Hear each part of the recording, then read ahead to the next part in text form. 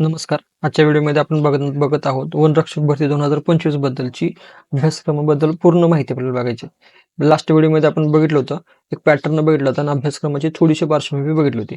आणि ह्या व्हिडिओमध्ये आपण बघत असताना पूर्णपणे अभ्यासक्रम कसा आहे, अभ्यासक्रमामध्ये किती भाग पडतात, प्रत्येक अभ्यासक्रमामध्ये कोणते कोणते सब टॉपिक आहेत ते आपल्याला बघायचे आहेत. जेणेकरून आपल्याला अभ्यासाची एक पद्धत बघेल. व्हिडिओच्या शेवटी तुम्हाला लक्षात येईल की सांगेन की मी याच्यामध्ये आपल्याला अभ्यासामध्ये कोणती अभ्यास करत असताना कोणत्या गोष्टीपासून सुरुवात करायची आहे. त्यामुळे व्हिडिओला शेवटपर्यंत बघा. चला तर व्हिडिओला सुरुवात करतोय आपण आता. बघा, वनरक्षक भरती 2025ची संपूर्ण मार्गदर्शन आपण ह्याच्यामध्ये बघणार आहोत. संपूर्ण मार्गदर्शन म्हणजेच कशाचं सिलेबस आपण पूर्णपणे बघणार आहोत. चला बघूयात मग आता परीक्षा स्वरूप काय असणार आहे बघा. परीक्षा स्वरूप आहे लेखी आणि शारीरिक चाचणी दोन्ही असणार ह्याच्यामध्ये. एकूण गुण तुम्हाला 200 असतील. 200 गुण असतील. MCQ पद्धतीने आहे. कम्प्युटर बेसवर आहे, लक्षात ठेवा. कम्प्युटर बेसवर आहे.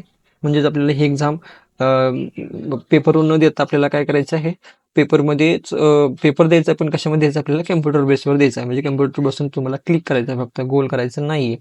लक्षात, तुम्हाला वेळ देणार आहे 2 तास. त्यानंतर बघा, हा जी एक्झाम आहे ही एक्झाम कोण कंडक्ट करणार आहे, एक IBPS किंवा TCS ह्या दोनच ज्या कंपन्या आहेत ह्या तुम्हाला एक्झाम कंडक्ट करणार आहेत. ह्याच्याबद्दल मी पाठीमागच्या व्हिडिओमध्ये तुम्हाला सर्व डिटेलमध्ये बोललो आहे. तरी तुम्हाला व्हिडिओ तो बघायचा असेल तर डिस्क्रिप्शन बॉक्समध्ये तुम्हाला मी व्हिडिओ ठेवतोय, जेणेकरून तुम्ही तो व्हिडिओ बघून घ्या. त्यानंतर बघा, अभ्यासक्रमाचा सिलेबस सगळ्यात महत्त्वाचा. ह्या गोष्टीसाठी व्हिडिओ का बनवतोय, कारण कोणत्याही एक्झामची सुरुवात असते त्या अभ्यासक्रमापासून होते. कारण अभ्यासक्रम माहीत असेल तरच तुम्हाला बाकीच्या गोष्टी तुम्हाला एकदम व्यवस्थितपणे करू शकतो. त्यासाठी अभ्यासक्रम खूप महत्त्वाचा भाग आहे. चला तर मग सुरुवात करूया. ह्याच्यामध्ये सामान्य ज्ञान म्हणून आहे, त्याला आपण GK म्हणतो. हा GKचा आपल्याला एक भाग आहे. ह्याच्यात 4 भागापैकी हा एक भाग आहे.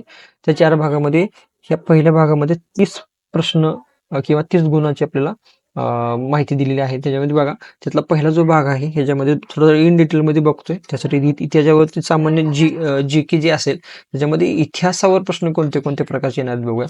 त्यातला महाराष्ट्राचा इतिहास, स्वतंत्र लढा आणि सामाजिक समाज सुधारक, शिवकालीन मराठा साम्राज्य आणि आधुनिक भारताचा इतिहास. आता थोडंसं डिटेलमध्ये सांगतो. महाराष्ट्राचा जो इतिहास आहे ह्याच्यावर सुद्धा प्रश्न आपल्याला फिक्स प्रश्न ठरलेले आहेत. त्यासाठी तुम्हाला एक बुक बी सांगू शकतो मी.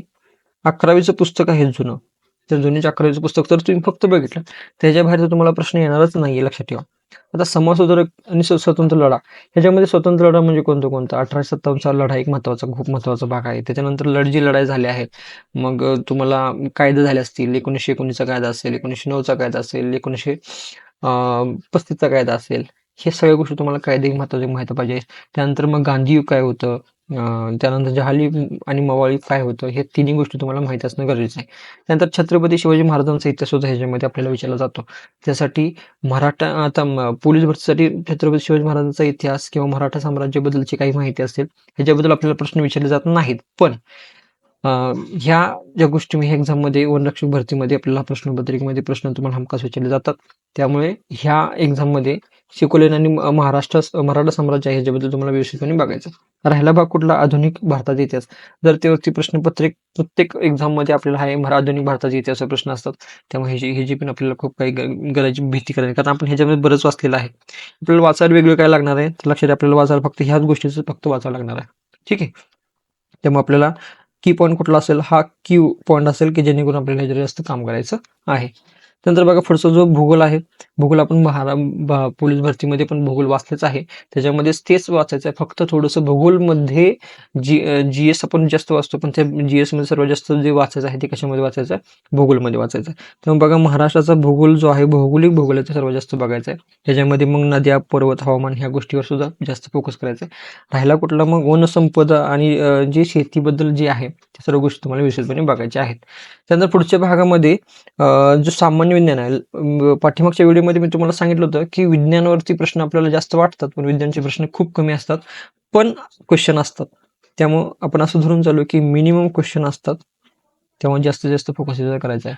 सर्वात जास्त जर वनरक्षकावर जास्त भर दिला असेल कशामध्ये, तर ते GS मध्ये, तर पर्यावरण आणि जैवविविधता ह्या 2 गोष्टीवर सर्वात जास्त भर दिलेला आहे. त्यामुळे आपल्याला हे 2 IMP पॉईंट आहेत. हे IMP पॉईंट आपल्याला व्यवस्थितपणे बघायचा आहे.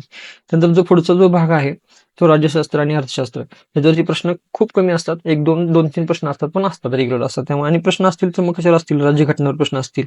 तर ते कसे तर अनुच्छेद म्हणजेच त्याला आपण काय म्हणतो, कलमावर प्रश्न जास्तीत जास्त आहेत. मग कलम सगळीच बघायची का बाबा? 395 400 काय असतील ती सर्व कलम बघायची का? नाही. त्याच्यामध्ये ठराविक प्रश्न जे असतील ते ठराविक कलमाचे त्याच्यावर जास्त फोकस करायचा. त्यानंतर पुढचा जो भाग आहे पंचायत राज आणि प्रशासन, ह्याच्यावर पण ठरलेले प्रश्न आहेत. तेच 2-3 प्रश्न असतील, जास्तीत जास्त प्रश्न नाहीत. आता अर्थव्यवस्थेवर प्रश्न असतात, GDP योजना आयोग असतील, बँकिंग प्रणाली असं सर्वात जास्त प्रश्न असतील तुम्हाला तर योजना ह्याच टॉपिकवर असतील तुम्हाला जास्त प्रश्न बघितलेले किंवा बघायला मिळतील. लक्षात आलं. खूप कमी आहे याच्यामध्ये 2 ते 3 प्रश्न असतील, मॅक्झिमम 4 प्रश्न, ह्याच्यापेक्षा जास्त प्रश्न तुम्हाला नाहीत. त्यामुळे ह्याच्यावर थोडं करायचं स्पेसिफिक पॉईंटवरच अभ्यास करायचा, जास्त अभ्यास करायचा नाहीये. आता त्यानंतर सर्वात जो महत्त्वाचा जो भाग येतो तो आहे तो 30 गुणांसाठी.